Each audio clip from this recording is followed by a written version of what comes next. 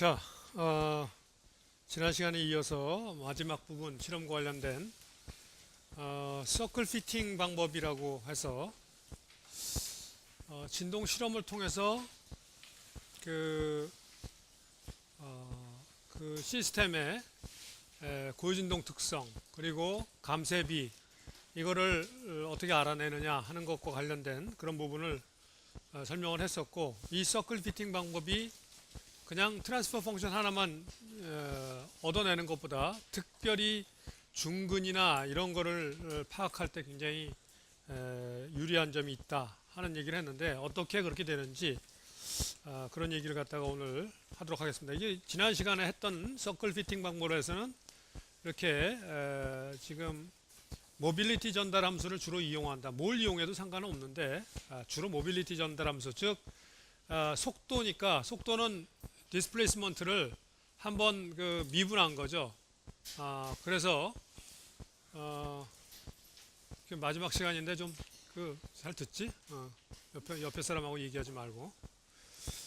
그래서 이 전달 함수를 한번 그 시간에서 미분하게 되면 속도가 얻어지죠.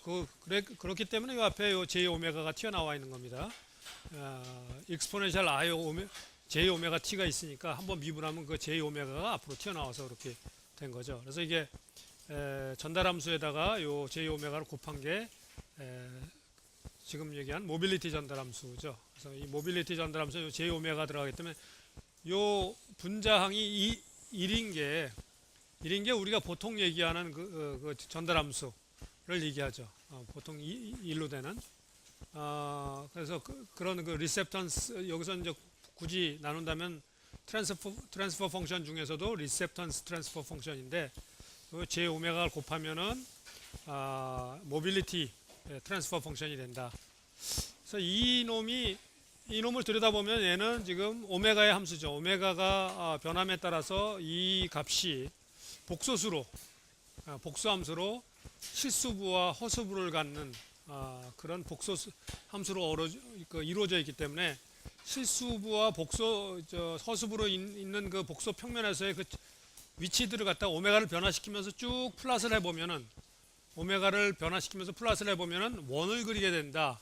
이게 왜 이게 원이 되느냐는, 이거를 실수부와 허수부로 나눠서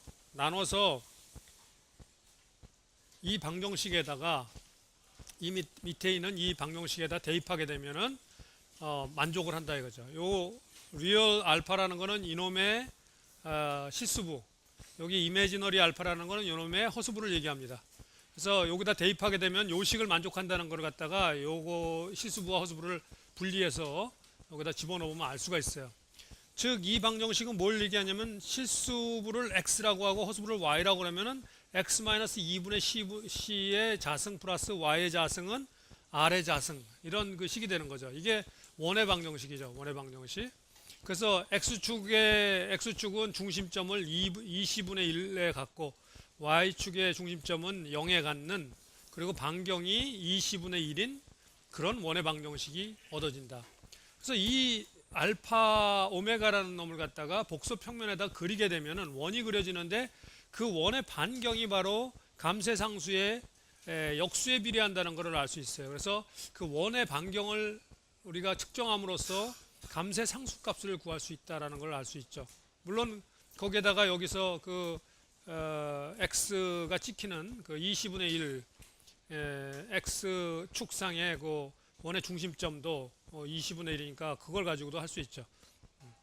그러나 이제 실제로 매저를 하게 되면은 이런 것들이 정확하게 20분의 1 위치에 정확하게 제로를 지나지도 않고 그런 경우 많이 있습니다. 그래서 그 원이 약간 그 안에 원래 순도가 높은 100% 순도의 그 코히런스 값이 1인 그런 순도의 신호라면은 딱 이렇게 얻어져야 되지만, 실제로는 해보면 그렇게 딱 얻어지지 않고 원이 약간 찌그러져서 구해지게 되기 때문에, 그 찌그러진 원을 제일 잘 피팅할 수 있는 그런 원을 갖다가 리스트 스퀘어 메소드라는, 여러분이 수체석 시간에 배웠던 리스트 스퀘어 메소드라는 걸 이용해서 그 원의 반경을 구하게 되면은 요 댐핑 상수값을 갖다가 거꾸로 구할 수가 있습니다.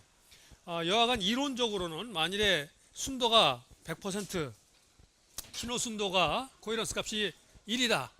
그러면 이런 원이 그려지게 된다. 그래서 이 원의 반경이 요게 20분의 1이고 반경이 20분의 1이고 여기는 또 10분의 이 20분의 1이니까 이건 10분의 1을 통하죠.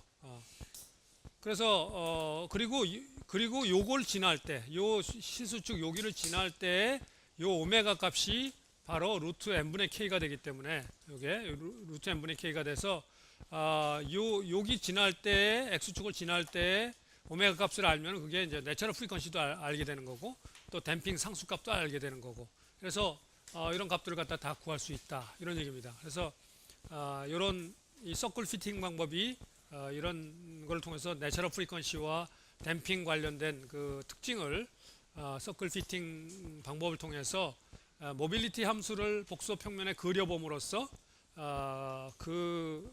전달 함수에 가지고 있는 시스템이 가지고 있는 고유진동수와 그리고 댐핑 특성을 갖다가 측정해낼 수 있다.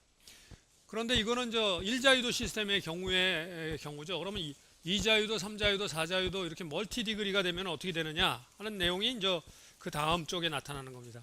그래서 멀티 디그리가 되면은 이게 이런 식이 된다. 이런 식으로 된다. 쉽게 얘기해서 여기서는 이거를 멀티 디그리로 익스펜션 시켜가지고 이게 어떻게 적용되는가를 갖다 보는 저걸 따진다면은 뭐 이론적으로 더 복잡해지겠지만 그 1자유도 시스템 가지고 설명이 됐으니까 2자유도에서는 어떤 식으로 되냐면 이게 지금 여기 서클이 있죠. 이렇게 서클이 여기 해가지고 그 오메가를 증가시키면 여기 0에서 출발해서 오메가가 0인 여기서 출발해서 오메가 값을 계속 증가시키면 이렇게 서클이 그려져요. 이렇게 그려져서 여기를 한번 지나고 한번 그려지고 난 다음에 또 계속 오메가를 계속 증가시키면 이렇게 두 번째 원이 그려져요. 세 번 계속 증가시키면 이렇게 세 번째 원이 그려지고 네 번째 원이 그려지고 이런 식의 그려진다. 만일에 중근을 갖는다면 어떻게 되느냐? 중근을 가지면 똑같은 중근을 가지면 이렇게 한번 돈 다음에 이 똑같은 원을 또 한 번 돌아요. 똑같은 원을 완전히 이론적으로 정확히 중근이 된다면 물론 우리가 시스템 중에는 정확히 중근이 되는 시스템을 갖다 갖기 굉장히 어렵고 약간의 차이가 있기 때문에 이 원에 이렇게 가진 다음에 그 다음에 두 번째 이렇게 조금 더 작은 원을 그리게 되겠죠. 그렇지만 이론적으로 만일에 정확하다면 이 똑같은 원을 두 번 돈다. 여기서는 지금 이 원이 4개가 이렇게 그려져 있죠. 4개가. 그래서 그런데 이렇게 이제 4자유도 이상이 되면 아까는 1자유도 때는 여기 지날 때, 요 x축을 끊을 때의 오메가 값이 첫 번째 고유진동수였는데 이렇게 그 자유도가 늘어나게 되면은 그때는 여기 끊을 때 오메가 값이 고유진동수가 아니고 이놈이 이렇게 증가하면서 그 오메가에 대해서 요 증가 속도가 제일 빨라지는 지점. 오메가에 대해서 이 서클의 길이를 갖다가 s라고 그러면 d 오메가 분의 ds가 맥시마이즈 되는 순간이 바로 고유진동수가 돼요. 1자유도일 땐 그게 이 x축이에요. 그게. 그렇지만 다자유도가 되면 x축이 안 되고 제일 빨라질 때. 그래서 여기서 보면은 여기 지금 그려놓은 게 오메가 값이 0에서부터 출발해서 여기 1.93 될 때까지 여기서 천천히 이렇게 갑니다. 근데 얘가 이쪽으로 이렇게 가면 1.95, 1.97, 1.99 여기 0.2 간격으로 이렇게 늘어났죠. 근데 1.99에서 2.01 갈 때는 이만큼 늘어나요. 이게 제일 빨리 움직이기 때문에 그러는 거죠. 빨리 움직여서. 그래서 바로 오메가가 2인 점이 여기 제일 빨라지는 여기 오메가에 따라서 이 서클의 디스턴스가 증가하는 율이 제일 커지는 그 지점이 바로 요 점이에요. 그 점에서의 오메가 값이 바로 내처럴 프리퀀시 값이다 이런 얘기예요. 그래서 첫 번째 내처럴 프리퀀시 2 이렇게 된다. 그 다음에 얘가 이렇게 돌아서 이렇게 간 다음에 그 다음에 또 이렇게 가서 또 계속해서 증가하다가 여기 가서 여기서 또 굉장히 제일 빨라지는 경우 여기서 여기 오메가가 5일 때 제일 빨라졌어요. 5일 때 제일 빨라져서 여기서가 두 번째 고유진동수. 그리고 나서 또 돌아서 여기 이렇게 돌아갈 때는 여기서 또 제일 빨라졌어요. 오메가 10일 때 제일 빨라져서 세 번째 고유진동수. 또 돌아서는 여기 네 번째 고유진동수. 이런 식으로 고유진동수들이 구해진다. 그래서 이런 서클이 여러 개가 이렇게 그려지면 그 서클마다 그 서클의 원주의 증가율이 오메가에 따른 증가율이 맥시마이즈 되는 그 지점에서의 오메가 값, 그 값이 바로 내처럴 프리퀀시가 된다, 이런 얘기입니다. 자, 그러면은 앞에서는 그 댐핑 양을 갖다가 이 반경 가지고 구했는데 이렇게 됐을 때는 그럼 어떻게 하느냐? 이때는 그보다 조금 더 어드밴스된 이렇게 이 반경으로 여기 끊을 때가 내처럴 프리퀀시도 아니라고 그랬죠. 반경으로 그렇게 구하는 방법은 정확한 방법이 안 되고, 그러면 어떻게 해야 되느냐? 여기서는 바로 앞에서 여러분들 배웠던 이 댐핑 레이쇼를 갖다가 구하는 방법으로 하는데, 댐핑 레이쇼가 하프 파워 포인트를 갖다가 끊어가지고 하프 파워 포인트를 끊어서 그것들 그 두 개 하프 파워 포인트를 지나는 오메가 값을 가지고 내처럴 프리퀀시에서의 오메가 값과 그걸 가지고 댐핑 레이쇼 감쇄비를 구하는 방법을 갖다 앞에서 배웠었죠. 그래서 여기서도 마찬가지로 어떻게 되느냐면은 하프 파워 포인트가 여기서부터 여기까지가 아까 맥시멈 이 h 값이라면 루트 2분의 h 값, 그거를 갖다 이게 여기서부터 여기까지 루트 2분의 1 이게 1이라면은 루트 2분의 1이 되는 반경을 갖다가 이렇게 해가지고 여기서부터 요걸 중심에서 컴파스로 이렇게 그린 거예요. 이렇게 그리면은 여기하고 지난다. 여기하고 지난다. 컴파스로. 그러면 그때 오메가 값이 얼마인가 보니까 여기 1.95고 그때 오메가 값이 얼마인가 보니까 2.05다. 그래서 그 2.05와 1.95를 가지고 앞에서 댐핑 레이쇼 구하는 공식 2 곱하기 내처럴 프리퀀시 분의 오메가 B 빼기 오메가 A 하는 그 식을 갖다 이용해서 댐핑 레이쇼를 구한다. 그래서 이런 식으로 구하고, 두 번째 고유진동수와 관련된 여기서도 마찬가지. 여기서도 이거를 반경으로 했을 때 그거의 루트 2분의 1을 또 그려서 여기 지날 때 요 두 값을 가지고 두 번째 고유진동수와 관련된 감쇄비, 이런 식으로 그 고유진동수마다 감쇄비를 갖다 구한다. 그걸 갖다 우리가 모드 감쇄라고 그런다고 그랬죠. 첫 번째 모드의 감쇄는 이렇게 구하고, 두 번째 모드의 감쇄는 또 이걸 잘라서 그거 두 값을 가지고 구하고, 세 번째는 또 이거 또 루트 2분의 1 여기서부터 잘라서 또 이렇게 구하고, 이런 식으로 구하게 되면은 고유진동수와 감쇄비를 갖다가 연속적으로 다 구할 수 있다. 그래서 이 방법이 굉장히 아주 편리하고 좋은 방법이기 때문에 이 서클 피팅 방법이라는 것이 고안이 돼서 실제로 계측할 때 많이 사용되는 그런 방법이다, 이런 얘기입니다. 자, 근데 아까도 얘기했지만 서클 피팅 방법이 지금 여기 앞에서 그린 이런 거는 아주 이론적으로 그 신호 순도가 1일 때, 즉 코헤런스 값이 1일 때의 경우고, 실제를 보면은 그 신호 속에 여러 가지 잡음들이 들어가 있기 때문에 그 잡음까지 포함한 놈 가지고 저걸 그려보면은 그놈이 동그랗게 이게 원이 안 되고 막 찌그러지는 원이 나온다 이거죠.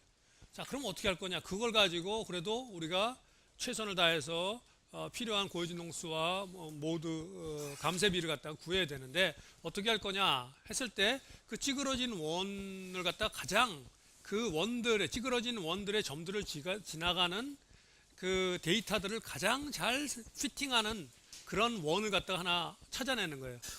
이런 그게 이런 원의 방정식이라고 하면, 이게 원의 방정식이라면은 xi 값과 yi 값은 그럼 찌그러지는 원의 값들이죠. 이거를 해서 이 값을 최소화하는, 그걸 갖다가 우리가 리스트 스퀘어 메소드라고 그러죠. xi와 yi가 실험에서 측정된 실제로 값들이다. 찌그러지는 원들을 따라서 그 x 값과 y 값들 각 포인트마다의 값이면 그것들을 다 대입해서 100개의 점으로 그 찌그러지는 원이 이루어졌다면 100개의 점들을 다 해서 여기다 집어넣고 그 값이 최소가 되도록 이 R 값과 A 값과 B 값을 구하는 거죠. A 값. 최소가 되도록 요거에 그걸 갖다 우리가 리스트 스퀘어 메소드로 최소 자승법 우리말로 그렇게 부르죠. 그렇게 해서 이걸 구하게 되면은 그 원을 가지고 앞에서 했던 그런 작업을 갖다가 또 수행하게 된다. 원을 가지고 그런 그 방법들이 알려져 있습니다. 그래서 이걸 가지고 또 어떻게 그러면 이거는 또 하다 보면은 딱 그 중앙 이 x축을 반으로 나누는 식으로 이렇게 가지도 않고 어디 공중에 뜨기도 하고 뭐 중심점이 x축의 뭐 중심에 놓이는 것도 아니고 딴 데 가서 이렇게 허공에 떠 있기도 하고 이런 그 결과들이 나오는데, 그럴 때 어떻게 다루느냐 하는 그런 이론적인 것들은 또 이 신호 이론을 갖다가 연구하는 사람들이 많이 개발을 해놨습니다.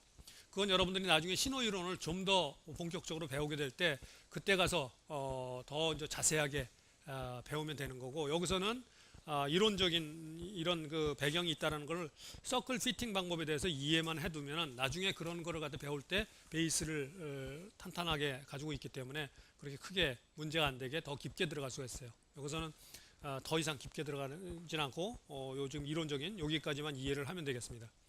자, 그렇게 해서 지금과 같이 이렇게 오메가 값과 제타 값을 구하게 되면 오메가 값에서 여러분이 뭐 질량만 알고 있으면 K 값 알 수 있죠. 그 시스템의 질량, 전체 질량을 알고 있다. 그러면은 오메가 값 알면 K 값 구할 수 있죠. 그 다음에 M과 K 값을 알면은 그 다음에 제타 값 알고 있으니까 2루트 KM분의 C가 제타 값이니까 그 다음에 C 값도 알 수 있죠. 그래서 MCK를 갖다 다 구할 수 있어요. MCK를. 근데 그렇게 구한 MCK는 뭐예요? 바로 딱 그 다이어고널라이즈 된 그 MCK 값들이에요. 다이어고널라이즈 된 MCK 값들. 그죠? 그렇게 구한 값들은 왜 하나하나에 대해서 구했으니까. 제타라는 값이 바로 다이어고널라이즈 된 그 첫 번째 내추럴 프리퀀시에 관련된 그 값이고, 그렇기 때문에 그 방정식은 어떤 식으로 되냐면은 여러분이 그 이타 i 여러분이 노멀라이즈드 된 표준은 그 모달 코디네이트 상에서 보면 이타 i 더블 닷 플러스 2 제타 i 오메가 i 이타 i 닷 플러스 오메가 i의 자승 이타 i 하는 이렇게 노멀라이즈 돼 가지고 다 디커플된 방정식으로 갔을 때 그때 오메가 i 값과 여러분이 제타 i 값을 갖다 알고 있는 거죠. 제타 i 값 감쇄비와 각각의 내추럴 프리퀀시와 각각의 감쇄비를 알고 있는 거기 때문에, 그래서 그걸로 얻어지는 MCK 값을 갖다 그대로 하면은 MI하고 그 M 매트릭스도 다이고널 텀으로 바뀌어져 있는 거고, C 매트릭스도 다이고널 텀으로 바뀌어져 있는 거고, K 매트릭스도 다이고널 텀으로 바뀌어져 있는데 원래 시스템의 방정식은 MCK가 카풀되어 있는 거였죠.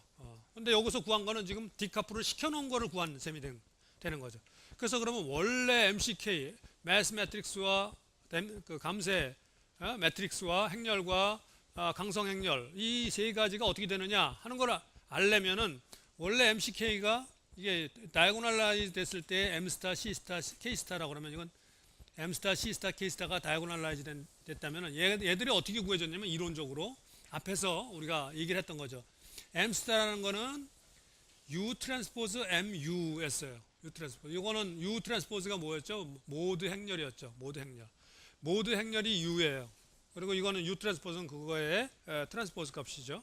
그래서 이렇게 해서 구한 게 바로 이 다이고널 텀이었고, 또 U 트랜스포즈 C U 해서 구한 게 이게 C 스타였고, 그 다음에 U 트랜스포즈 K U가 K 스타였다 이거죠. 근데 여기서 M 스타, C 스타, K 스타를 알고 있으면은 얘 MCK를 어떻게 알아내느냐? U만 알면 알 수 있는 거죠. U만 알면죠. U만 알면. 그럼 자 어떻게 U를 구할 것인가 이거죠.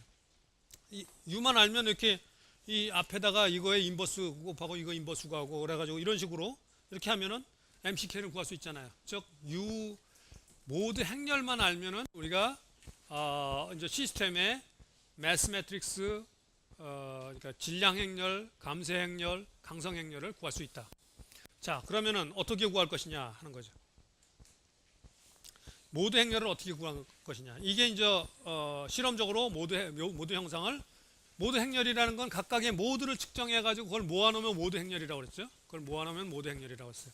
자, 그러면 그걸 어떻게 구할 것이냐 이거죠. 자, 그걸 구하는 얘기가 지금부터 이제 등장을 하는 겁니다. 이게 가장 제일 그 어려운 부분이에요. 제일 어려운 부분인데, 자, 여기서 보면은 원래 방정식이 이렇게 주어졌어요. 원래 피지컬한 방정식은 mx 더블 다 플러스 cx 다 플러스 kx는 외부 가진력 이렇게 주어져 있었죠. 그래서 이놈이 이렇게 외부 드라이빙 프리퀀시가 오메가 dr이라고 되어 있는데 이렇게 주어졌기 때문에 얘가 오른쪽에 이렇게 되어 있으니까 이놈의 특혜, 이 방정식의 특혜를 구하면은 얘는 x는 u 익스포넨셜 j 오메가 drt가 된다.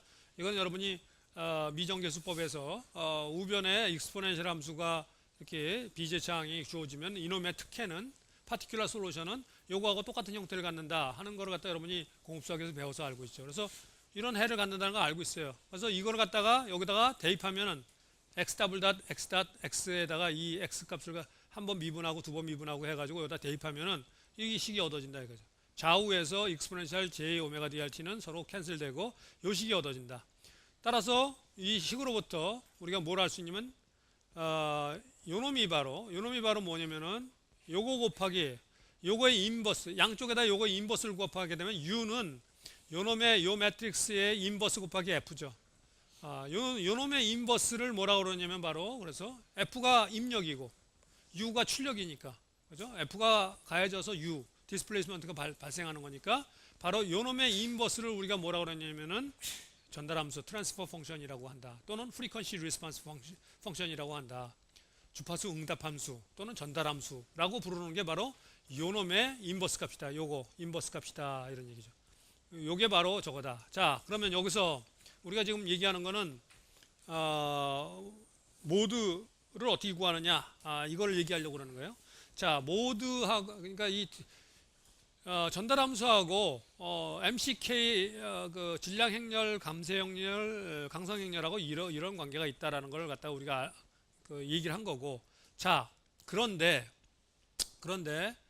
모드 행렬을 U라고 하면은 이거 그 중에서도 뭐 정규화된 모드 행렬을 갖다가 U라고 하자. 그러면 어떻게 되냐면 우리가 앞에서 뭘 알고 있냐면 U 트랜스포즈 KU는 오메가 I의 자승하면서 대각 행렬된다는 거 알고 있고, U 트랜스포즈 MU는 아이덴티티 매트릭스가 된다는 걸 알고 있고, U 트랜스포즈 CU 되면 이놈이 E제타 I 오메가 I가 대각선을 따라서 존재하는 그런 대각 행렬된다는 걸 앞에서 배웠어요.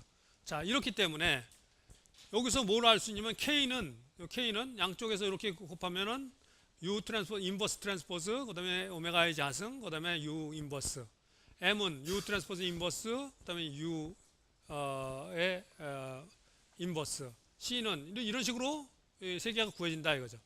자, 이 세 가지 MCK 값을 갖다 이 앞에 있는 여기다가 대입하게 되면은 얘네들을 대입하게 되면 바로 이 트랜스퍼 펑션이 이렇게 구해져요. 이렇게. 그래서 얘를 갖다가 여기 전부 다 U 트랜스포즈 인버스하고 U의 인버스가 여기 다 있으니까, 앞뒤에 다 있으니까 걔네들을 갖다가 앞뒤로 다 이렇게 뽑아내고 그 가운데 있는 오메가의 자승, 여기에서는 오메가 DR에다가 이게 아이덴티티 매트릭스, 요 가운데 아이덴티티 매트릭스가 들어가면 요거하고 똑같죠. 이렇게 되고 요게 들어가고 이렇게 정리한 거죠. 그래서 요 가운데 있는 요 놈이 바로 요거하고 똑같으니까, 자, 요 놈을 갖다가 여기 이거의 전체 인버스니까 이거 어떻게 되죠? A 곱하기 B 곱하기 C의 전체 인버스는 뭐가 되죠? C의 인버스 곱하기 B의 인버스 곱하기 A의 인버스 이렇게 되죠. 여러분이 그 행렬식 할 때 배웠던 지식이죠. 그게 기초적인 겁니다. 행렬식에 대해서. A 곱하기 B 곱하기 C 전체의 인버스는 C의 인버스 곱하기 B의 인버스 곱하기 A의 인버스 이렇게 된다는 그거예요. 지금 여기서 여기 내려간 게, 여기서 이렇게 내려간 게. 그래서 이렇게 구해졌다. 그래서 요 가운데 있는 요 놈을 갖다가 우리가 요걸 뭐라고 얘기를 하느냐면은 그 매트릭스 갖다가 우리가 감마 행렬이라고 하자. 이 감마 행렬은 지금 이것도 역시 지금 다이아고널한 행렬이죠. 감마 행렬이 다이아고널한 행렬이에요. 자, 그러니까 뭐가 되냐면 H라는 놈은 U 곱하기 감마 행렬 곱하기 U 트랜스포즈 이렇게 돼요. 자, 이거를 이 감마 행렬도 지금 대각 행렬이니까 그 대각 요소들을 갖다 이렇게 대각 요소 이런 값을 갖는 거예요. 여기 보면. 그래서 이걸 갖다가 표시하면 지금 이렇게 됐다는 거죠. H 행렬이 U 곱하기 감마 곱하기 U 트랜스포즈다 이거. 자, 이 행렬식을 인덱스를 갖는 식으로 인덱스식으로 바꾸면 이런 식이 되는 거예요. 이런 식이. 이 행렬식이 이 인덱스식으로 바뀌는 거 잘 모르겠다 그러면 하나씩 대입해서 한번 해보면 돼요. 여러분 잘 모르겠다 그러면 이게 진짜 이렇게 되는지 확인해 보면 돼요. 여기다가 갖다 대입해서 진짜 이렇게 되는지. 여기다 하나씩 쭉 해가지고 진짜 이런 식으로 얻어지는지. 자, 이렇게 된다 이거. 그래서 요거 확인하는 건 여러분이 뭐 확인해 보면 되는 거고, 잘 모르겠으면 확인해 보면 되는 거고. 자, 이렇게 되기 때문에 자, 여기서 이 항은 이 오른쪽에 HPQ라는 이 스칼라 값은 뭐냐면 Q라는 지점의 인풋이 가해졌을 때 P라는 지점의 아웃풋이 얼마나 나오느냐, 그 오메가 값에 따라서 가진 주파수에 따라서 Q 지점에다가 오메가라는 가진 주파수로 가해졌을 때 P라는 지점에 리스판스가 그 매그니튜드가 얼마가 나타나느냐 하는 게 바로 이 HPQ라는 거의 의미예요. 그래서 전달함수죠. Q에다가 입력을 가했더니 P에 얼마가 나오느냐. 이게 전달함수예요. HPQ의 의미죠. 자, 그런데 그게 이렇게 된다고 그랬는데, 자, 이 오른쪽 항을 보면 이거는 N개의 항으로 이루어져 있습니다. N개의 항으로 이루어져 있는데, 이 N개 항의 이 상수 역할을 하는 감마 I 값을 들여다보면, 여기서 감마 I 값을 들여다보면은, 감마 I를 들여다보면, 만일에 오메가 I가 오메가 DR하고 같아져 버리면, 요게 같아져 버리면은, 요게 0이 돼 버리죠. 요 첫 번째, 분모의 첫 번째가 0이 돼 버려요. 그리고 제타 값은, 우리가 일반적으로 제타 값은 상당히 작은 값을 가질 때 우리가 이게 진동 저하하기 때문에 요 값은 상당히 작은 값이에요. 작은 값이에요. 여기에 곱해지더라도 제타 값이 워낙 작기 때문에 이게 작은 값인데, 얘하고 얘가 다를 때에 비해서 얘하고 얘가 같을 때는 이 값이 굉장히 이 분모가 전체적으로 굉장히 작아져 버리죠. 그래서 여기 지금 그 i가 그 n개의 오른쪽에 n개 항이 있는데, n개, 그러니까 무슨 얘기면 감마 1 up1 uq1 더하기 감마 2 up2 uq2 이런 식으로 감마 n uqn upn uqn 이렇게 n개 항이 있는데, 그 중에서 그 감마 i 값이 얘가 오메가 i가 오메가 dr이 될 때 제일 얘가 커진다 이거예요. 그 n개 항 중에서. 즉 이 HPQ라는 거는 원래 오메가의 함수인데 여기서 보면 오메가의 함수죠. 요거의 함수인데, 그 오메가 DR이라는 게 가진 주파수가 내처럴 프리퀀시하고 같아주는, 즉 첫 번째 내처럴 프리퀀시하고 같아진다. 첫 번째 내처럴 프리퀀시하고 같아지면은 감마 1만 크고 나머지 감마 2나 감마 3나 감마 n까지는 크지가 않다 이거예요. 크지가 않다.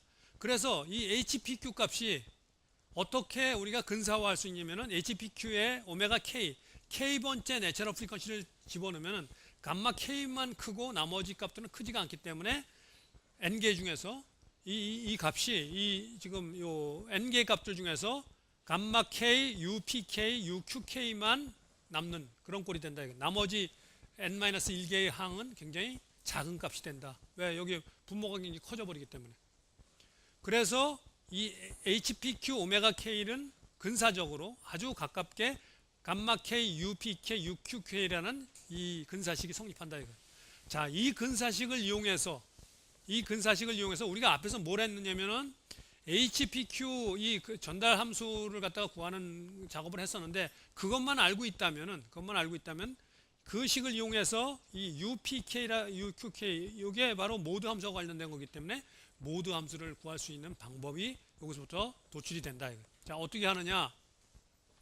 이 양식의 이 식의 양변에다가 절대값을 취해서 정리를 하게 되면 이 감마 K라는 게 뭐예요? 감마 감마 K의 절대값은 앞에서 보면은 감마 K의 절대값은 얘하고 얘가 같아지는 거니까 오메가 DR이 오메가, 그러니까 이게 K고 오메가 DR이 오메가 K가 될 때니까 얘가 0 돼 버리니까 이것만 남잖아요.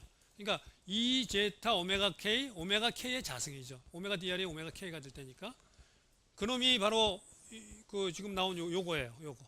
그러니까 양변을 절대값을 취해서 요 감마 K를 갖다가 이쪽으로 곱해주면은 요게 된 거죠. 요게. 그래서 여기 본대로 UPK 곱하기 UQK의 절대값은 2제타 K 오메가 K 자승 HPK 오메가 K의 절대값과 같다. 이런 식이 얻어진다. 자, 이 식으로부터 우리가 UPK, UQK 그 컬럼을 따라서 이 모드 함수의 크기, 절대값의 비율을 갖다 구할 수 있다. 이런 얘기예요. 그런데 이때 이 비율만 알아서 되지 않고 모드 함수의 각 비율만 알아서 되는 게 아니라 모드 벡터가 있으면 모드 벡터의 각 엘리먼트들의 비율만 알아서 되는 게 아니라 부호도 알아야 되니까 부호를 알려면 바로 요놈의 지금 HPQ 요놈의 그게 언제 때 내처럴 프리퀀시를 지나간다 그랬어요? 내처럴 프리퀀시 지나갈 때는 두 경우예요. 뭐냐면은 페이스 앵글이 2분의 파이를 지날 때하고 마이너스 2분의 파이를 지날 때, 2분의 파이를 지날 때는 플러스 4라고 하면 마이너스 2분의 파이를 지날 때는 마이너스 4가 되는 거예요. 그러니까 서로 상대적인 거니까 뭘 플러스로 잡느냐는 상관없어요. 뭘 플러스로 잡느냐는 상관없고, 위상값이, 이 전달함수 이놈의 위상 페이스 앵글 값이, 이걸 페이스 앵글을 그렸을 때, 그러니까 이놈의 절대값도 알아야 되지만, 전달함수의 절대값도 알아야 되지만 전달함수의 페이스 앵글도 같이 그려주는 거죠. 두 개를 같이 그려줘서 그 페이스 앵글이 2분의 파이를 지날 때와 마이너스 2분의 파이를 지날 때를 가지고 부호를 결정해요. 그 엘리먼트들의. 그래서 그렇게 부호를 결정하게 되면은 요 식에서 크기와 모드 벡터들의 크기와 그 부호를 갖다가 결정할 수 있다 이거죠. 그래서 결국은 뭘 알면 되느냐면 이 HPQ, 오메가 K, 이 전달함수 P 지점과 Q 지점에서의 전달함수의 프리퀀시, 가진 주파수에 따른 이 전달함수 값만 구하면은 그 다음에 우리가 모드 벡터도 구할 수 있다 이런 얘기예요. 그것만 구하면은. 자, 그걸 어떻게 구하느냐 하는 거예요. 그걸 어떻게 구하느냐. 이제 그 얘기를 갖다가 그걸 구하는 데는 쉐이커를 이용할 수도 있고 임펄스 앰머를 이용할 수도 있어요. 그래서 그 교재 그림에서 보면은 여러분이 어떤 식으로 이 값들을 구하느냐면은 이걸 잠깐 스크린 올리고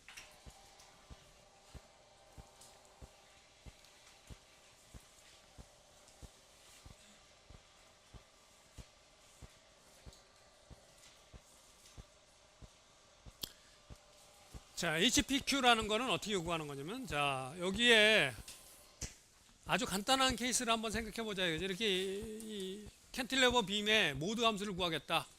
모드 벡터를 구하겠다 그러면은 내가 측정할 점들을 갖다가 여기서 여기 이렇게 해가지고 이렇게 이 측정 점들을 이렇게 정해요. 측정 점들하고 가진 점들. 그러면 이게 1, 2, 3, 4, 5, 6, 7, 8, 8개의 점을 정했다. 자, 그래서 여기다가 예를 들어서 이 쉐이커를 이용할 때는 내가 여기를 흔들고 여기 점들의 응답점을 갖다 요걸 갖다가 흔들면서 오메가에 따라서 요 점들의 리스판스가 어떻게 얻어지는지를 쫙 플랫하면 그게 바로 H1, 2가 되는 거고, H21이 되는 거죠. 여기다가 입력을 가해주고 HPQ라는 건 뭐냐면 Q점에다가 입력을 가해주고 P점의 리스판스를 측정하는 거예요. 만일에 여기다가 입력을 가해주고 여기를 측정하면은 그러면 뭐가 되냐면 H21이 되는 거예요. H21이. 그 다음에 여기다가 입력을 가해주고 여기를 구하면은 H31이 되는 거고, 여기다 입력을 가해주고 여기를 구하면 H41이 되는 거예요. 그런 식으로. 그래서 여기다가 쉐이커를 여기다가 놓고 그냥 쭉 흔들면서 요것들 쭉 요 점에서의 리스판스, 여기에서의 리스판스, 여기 그걸 쭉 구한 다음에 그 다음에 여기다가 놓고 요걸 흔들어주면서 여기서 리스판스, 여기 나머지 다 구하고 이런 식으로 구하게 되면은 HPQ 값들을 갖다가 다 구할 수 있다. 그걸 갖다가 주파수를 변화시켜 가면서 그렇게도 할 수 있는가 하면은 임펄스 앰머를 이렇게 이용하면 어떻게 되냐면 여기다가 센서를 하나 붙이고 여기를 땅 두들기면은 여기를 딱 두들겨서 여기를 구하면은 뭐가 돼요? H81이 구해지죠. 그 다음에 여기를 또 딱 두들기면은 H82가 구해지죠. 여기 딱 두들기면 H83이 해지고, 그래서 하나에다가 붙여놓고 센서를 붙여놓고 임펄스 앰머는 여기 이렇게 쭉 두들겨 가면 돼요. 그러면 또 HPQ들이 그런 식으로 구해질 수 있다. HPQ들이. 그래서 이 HPQ가 구해지면은 그 임펄스 앰머로 하면은 주파수 도메인에서 이게 한꺼번에 다 나오는 거예요. H81의 주파수 도메인에서의 값들이 이런 식으로 이렇게 다 구해진다. 이런 식으로. H81의 오메가에 대한 이런 함수값이 이런 식으로 구해진다.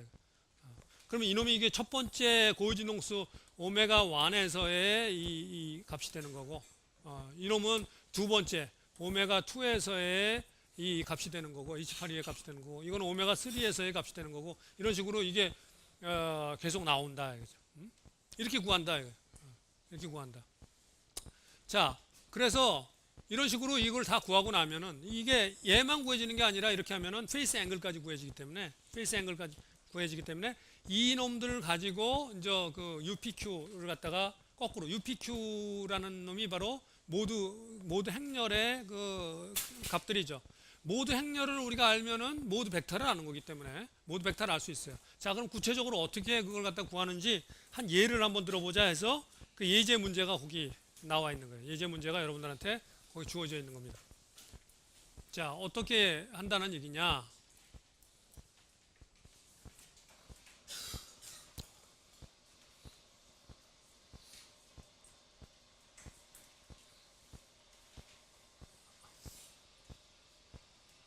자, 아까도 얘기한 대로 서클 피팅 방법을 이용해서 서클 피팅 방법을 여러분들이 프로그램 할 필요는 없어요. 대부분의 경우는 이런 서클 피팅 방법들은 다 그런 계측 기기 안에서 신호 분석기가 지가 알아서 다 신호만 딱 주면은 다 알아서 안에서 다 계산해서 그런 알고리즘이 다 들어가 있어서 다 계산해서 다 줍니다. 여러분들이 지금 여기서 배우려고 하는 거는 그런 거를 여러분이 나중에 신호 분석기 자체를 개발하는 그런 엔지니어가 된다면 이런 이론들을 더 심도 있게 이해를 하고 이런 이론 자체를 개발해야 되는 사람이 되는 거죠. 그렇지만 이걸 사용하는 입장에서는 어느 정도까지 알아야 되면 도대체 내가 이 신호 분석기로 나오는 이런 결과들이 어떤 과정을 통해서 얻어지는지 그것만 잘 이해하고 있으면 돼요. 그거의 그 이론적인 깊이 있는 배경까지 다 이해할 필요는 없다 이거죠. 그것까지 이해할 필요는 없지만 그렇다고 해서 무조건 도깨비 방망이처럼 이렇게 이것 두들겨서 나오는 이 숫자가 바로 그거야. 이런 식으로 정도를 알아서는 좀 좋은 엔지니어가 될 수 없다. 응용력이 없어져요. 그렇게 돼가지고 응용력이. 그 배경에 깔려있는 이론을 잘 이해하고 있어야 응용력이 생길 수 있다. 그래서 그런 점을 생각해서 이런 그 과정을 갖다 지금 설명을 하고 있는 겁니다. 자, 그래서 그런 서클 피팅 방법으로 해서 아까도 얘기했듯이 첫 번째 고인동수, 두 번째 고인동수, 세 번째 고인동수를 알았고 첫 번째 감쇄비, 두 번째 감쇄비, 세 번째 감쇄비 값을 갖다 알았다고 치자. 자, 이랬을 때 앞에서 얘기한 대로 이 식을 이용을 한다 그러면 이런 관계식이 된단 말이에요, 지금. 이런 관계식이 된다. 여기서 보면. 자, 첫 번째 이 오메가 1이 여기 들어갈 때 오메가 K 대신에 오메가 1이 들어가게 되면은 여기에 오메가 1이 들어가면 이 UP 여기 PQ가 1이 될 수도 있고 1이 될 수 있고 2일이 될 수 있고 3일이 될 수도 있는 거죠. PQ는. 그리고 요 K는 지금 1이에요. 오메가 1이 1이니까 다 1이에요.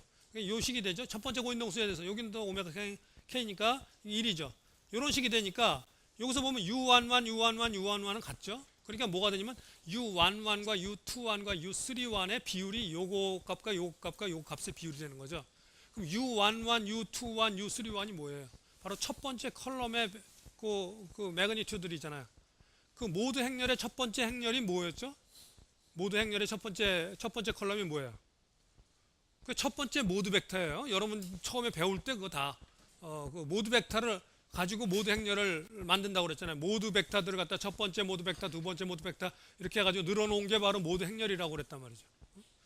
그래서 이게 첫 번째 여기서 보면 요 값의 비율이 첫 번째 모두 벡터의 비율이에요. 첫 번째 모두 벡터의 비율. 그런데 우리가 뭘 모르면 얘는 크기만 나왔지 부호는 모른다. 그러면 부호는 뭘로 결정하느냐? 바로 요 놈의 H11 오메가 1, H21 오메가 1, H31 오메가 1의 페이스 앵글이 2분의 파이일 때냐 마이너스 2분의 파이냐에 따라서 그게 플러스가 되기도 하고 마이너스가 되기도 한다. 플러스가 되기도 하고 마이너스가 되기도. 그래서 여기서 보면은 여기 보면은 이 비율이 말이죠. 여기서 여기에 오메가 1이 마이너스 90도 첫 번째 보니까 마이너스 90도 이렇게 되면 이게 세 개가 같은 부호가 되어버리기 때문에 바로 이 비율 자체가 그대로 그 비율 자체가 그대로 모두 벡터가 되어버리는 거죠. 요게 모두 벡터가 되는 거다. 첫 번째 모두 벡터. 첫 번째 고유진동수는 저기 있고 첫 번째 모두 벡터가 이거다. 자, 두 번째 모두 벡터를 구하려면 여기다가 두 번째 값을 대입해서 K가 2가 돼야 되죠. 그럼 여기 K가 2가 들어가야 되는 거죠. 여기다가 K가 2가. 요게 K2 되고 2 되는 거예요. PQ는 여기서 두 번째처럼 또 똑같은 과정을 통해서 또 비교를 하는 거죠. PQ는. 그래서 여기 두 번째에 대해서는 여기 PQ가 1, 1, 2, 1 이렇게 여기 두 번째 다 2를 다 대입했고요. 그래서 요 비율이 바로 여기 보면은 요것이 같은 거니까 U12, U22, U32의 비율이잖아. U12, U22, U32는 두 번째 컬럼의 매그니튜드이죠. 모두 행렬의 두 번째 컬럼. 그게 두 번째 모두 벡터죠. 두 번째. 단지 얘는 크기만 있으니까 그 부호도 알아야 되니까 바로 요 놈의 페이스 앵글, 요 놈의 페이스 앵글, 요 놈의 페이스 앵글을 갖다가 알아야 된다 이거죠. 그래서 요 놈의 페이스 앵글이 뭐 플러스고 2분의 파이고 얘는 마이너스 2분의 파이, 뭐 플러스 2분의 파이 이런 식으로 이제 바뀌게 되는 거예요. 그리고 세 번째도 마찬가지. 이런 식으로 해가지고 요런 과정을 통해서 바로 모드 벡터를 갖다 우리가 알아낼 수 있다. 그래서 임펄스 햄머를 통해서 내가 모두 저걸 갖다 알고 싶으면 요렇게 동그란 데서도 이렇게 또 돌아가면서 그 내가 한 그 점들을 갖다 이렇게 똥똥 뚫겨가면서 그때 트랜스퍼 펑션들만 다 구하면은 그놈들 가지고 모드가 어떻게 생겼는지. 그래서 이런 뭐 링 같은 거를 실험을 하면은 첫 번째 모드는 뭐 이렇게 되는 이런 모드가 나오고 이런 모드가 나오고 두 번째 모드는 이게 세 개, 입이 세 개짜리가 나오고 그런 것들이 여기서 이렇게 그려진다 이거예요. 요 비율대로 그대로 구해진다. 그 비율에서 이제 플러스가 되냐 마이너스가 되는 거는 요 페이스 앵글을 가지고 그려진다. 그래서 이런 방법을 통해서 이 실험을 통해서 얻은 데이터를 가지고 내추럴 프리퀀시 그리고 모드 벡터를 다 구할 수 있다. 감쇄비, 내추럴 프리퀀시 감쇄비가 구해지고 그 다음에 모드 벡터까지 다 구해질 수 있다. 모드 벡터가 구해지고 나면 그 다음에 아까 그랬죠. 모드 벡터를 가지고 있으면 그 다음에 뭘 구할 수 있다고 그랬어요? MCK를 다 구할 수 있어요. 그러니까 원래 시스템의 질량 행렬, 감쇄 행렬, 강성 행렬을 다 구할 수 있다. 시스템이 완전히 파악이 돼버리는 거죠. 그 시스템을 그렇게 파악하는 거를 그런 작업을 뭐라고 그러냐면 시스템 아이덴티피케이션 영어로 그렇게 얘기를 해요. 시스템을 갖다가 완전히 인지한다. 그래서 시스템 아이덴티피케이션 작업을 위해서 이런 진동 실험을 하는 거죠. 그 시스템의 진동 특성이 어떻게 되느냐와 관련돼서는 질량 행렬, 감쇄 행렬, 강성 행렬만 알면 다 아는 거니까. 그래서 이런 작업을 통해서 이런 실험적인 이론적인 배경을 통해서 이런 실험을 통해서 그 시스템의 특성들을 갖다가 다 알아낼 수 있다. 여기까지 이 내용들을 가지고 우리가 뭐다 그러면 실험 모드 해석법이라고 얘기를 하는 겁니다. 실험을 할 때 지금 여러분들이 지난 시간과 이번 시간에 걸쳐서 배운 이 내용들이 기본적으로 잘 이해를 하고 있어야 돼요. 진동 실험 관련해서. 그걸 잘 이해를 해야 진동 실험할 때 이게 무슨 소리를 하는 건지 계측기기에서 나오는 소리든 무슨 소리인지 이런 걸 그래도 기본적으로 어느 정도 이해를 하죠. 여기서부터 출발해서 더 깊이 있는 그런 실험과 관련된 이론이나 이런 내용들을 더 공부해 들어갈 수가 있어요. 그러니까 아주 베이스에 해당하는 겁니다. 근데 이거조차 모르면 실험에 대해서 아무것도 몰라요. 특히 진동 실험은 여러분들이 나중에 실제로 만일에 여러분이 엔지니어로서 현장에서 투입해서 하다 보면 진동 관련된 일을 하다 보면 이건 아주 기초 중에 기초가 되는 겁니다. 이걸 모르면은 무슨 소리 하는지 하나도 모르는 거예요. 그렇게 되면 그냥 깜깜이로 그냥 여기 누르면 이 버튼 누르면 이게 뭐가 나오고 이런 식으로 밖에 모르는 거예요. 그 이치가 어떻게 돌아가고 있는지 그 배경에 대한 이해가 없이는 좋은 엔지니어가 될 수가 없다. 그래서 이 내용을 갖다가 여러분들이 잘 이해를 하는 게 필요하다. 이 내용이 뭐 그렇게 어려운 내용도 아니고 아주 기본적인 내용입니다. 이 내용. 여러분들이 이 분야에 대해서 더 아주 깊이 있는 전문가가 되려면 이제 이거를 기반으로 해서 더 깊이 있는 이론들을 얼마든지 더 공부해 들어갈 수가 있어요. 이쪽에 전문가들도 많고 이쪽만 이 전문 분야, 이 계측과 관련된 이런 실험과 관련된 이런 분야에 이 분야만 전문적으로 연구하는 사람들도 많이 있습니다. 신호 처리와 관련된. 그래서 이 전반적인 내용을 갖다 중에서 가장 핵심적인 내용을 이제껏 다뤘다 이렇게 보면 되겠습니다.